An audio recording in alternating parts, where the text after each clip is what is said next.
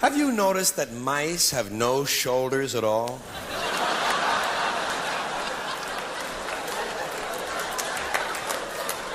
You put a necklace on a mouse, whoosh, goes right down to his waist. They think it's a belt. What do they know? They're fucking mice, you know.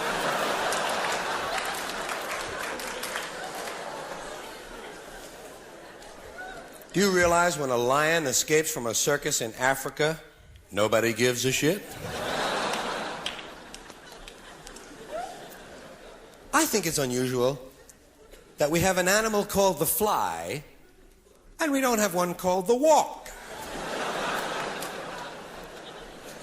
Seems like that would have come first. Did you ever pour glue on a bird? No, of course not. There's no reason. I don't do it either. I just like to check. Have you ever owned one of those little dogs? You know, one of those overbred dogs? One of those dogs that just shakes and pisses all the time?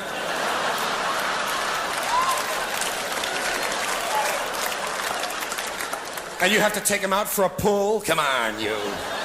Come on, you asshole. Those little dogs, you know what they do? Just before they take a shit, they go like this.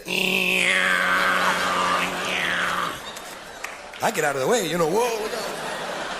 Get behind a tree, hold the leash.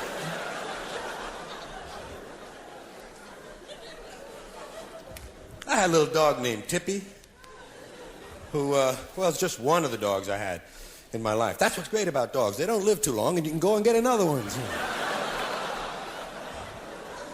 Tippy was the one dog I had who committed suicide. She did. Well, at home we say she put herself to sleep. But she didn't want it, and she went whoosh, right in front of a bakery truck. But that was her choice. But Tippy was great and so nice. And one time I fed Tippy Cracker Jacks, because that's what I was having. Hey, sounded like a good meal to me, you know. Cracker Jacks and tap water. She ate about 1.5 boxes, Cracker Jack. And the next day I took her for a walk. She took a Cracker Jack. Cracker Jack was coming out of my dog. I was waiting for the surprise.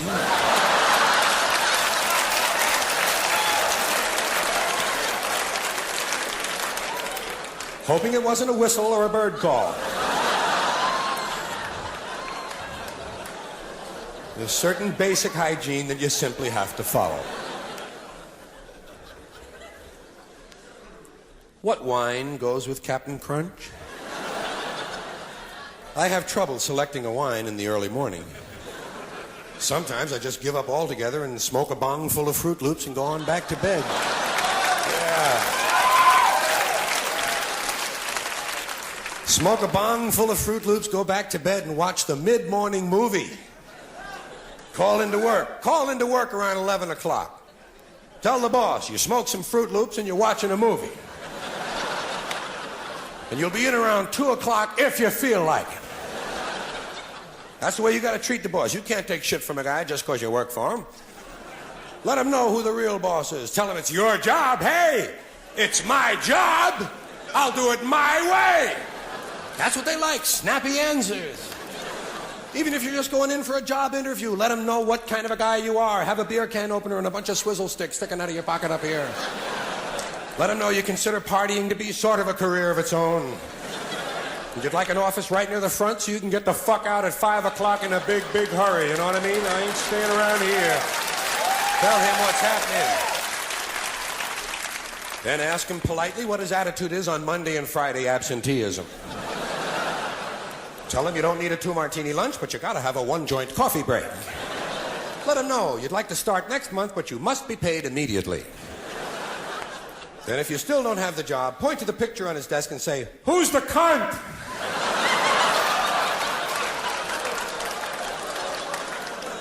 That'll get you right in. Probably have a nice long career with that company. Did you ever have a hatchet go right through your face? You know, I'm talking about a good shot. Right. Isn't it strange? It's the funniest feeling, because just after the hatchet goes in, before you feel any pain, You feel this blast of cool air in the middle of your brain. I love that. It feels so good, but you know, that's the only way I can attain it, and so I try not to get too hung up on it. Something I think about quite often is the rain dance. Concerning primitives, American Indians, for instance, American Indians did the rain dance. Well, if they do a rain dance, wouldn't you have to do rain dance practice first? Wouldn't that come first? Wouldn't you have to have practice? I mean, some guys would have forgotten. Some guys didn't know it. Some guys didn't pay attention last year, you know. You got to have rain dance practice. And what I'm wondering is, if you have rain dance practice, does it rain during practice? And if it doesn't, how do you know if you have it right? And if it does, why bother with the goddamn dance in the first place? Why not, you know, you need a little water? Call practice. These are the kind of things I think of when I'm home alone and the television is broken.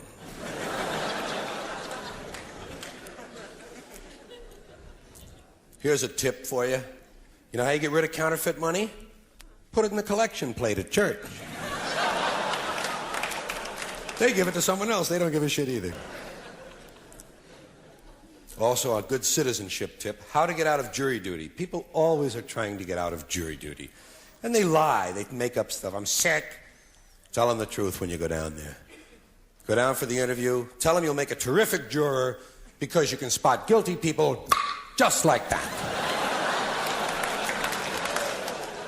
Tell them it's all in the distance between the eyes. Have a little ruler, measure the judge. He'll like that. The best thing about living at the water's edge, you only have assholes on 3 sides of you. And if they come this way, you can hear them splash. Well, I use that word a lot. Asshole. So do lots of people, you know. Asshole. You asshole. This guy's an asshole.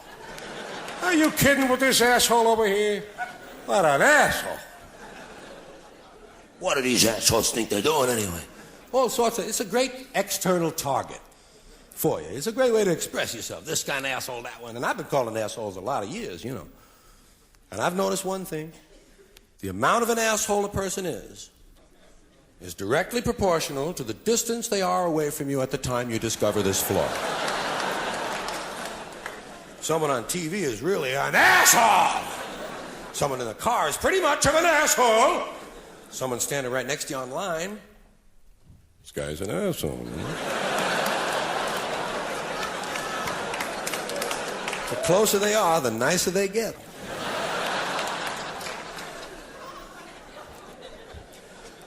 I like to do something called baseball and football, and thank you.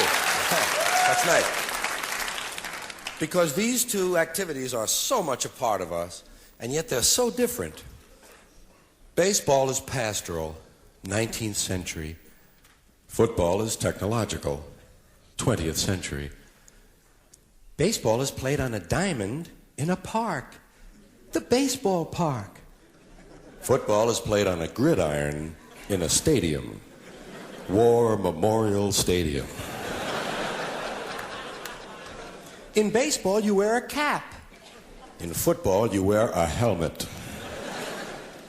Baseball has a 7th inning stretch. Football has a 2-minute warning. Baseball has no time limit. We don't know when it's going to end. We might have extra innings. Football is rigidly timed, and it will end even if we have to go to sudden death. Football is based on downs. What down is it? Baseball is based on ups. Who's up? Are you up? I'm not up.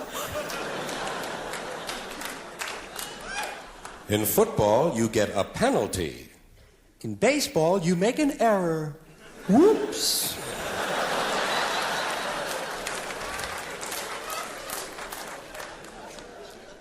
In baseball, in the stands, there's kind of a picnic feeling, you know? Emotions may run high, but there's not that much unpleasantness. In football, in the stands, you can be sure that at least 27 times during the game you were capable of taking the life of a fellow human being. Preferably a stranger. And to sum this up, the objects of the game's quite different. The object of the game in football is for the quarterback, otherwise known as the field general, to be on target with his aerial assault, riddling the defense by hitting his receivers with deadly accuracy in spite of the blitz, even if he has to use the shotgun. With short bullet passes and long bombs, he marches his troops into enemy territory, balancing this aerial assault with a sustained ground attack which punches holes in the forward wall of the enemy's defensive line.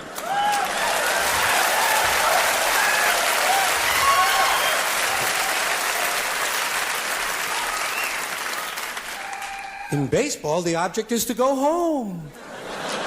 I'm going home. I'm going home. Ta-da! All right, enough of that. Thank you very much. I appreciate that. Reminds me of something my grandfather used to say. He used to say, I'm going upstairs and fuck your grandmother.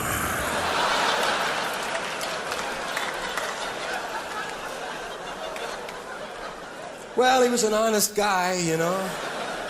He wasn't going to lie to a little kid.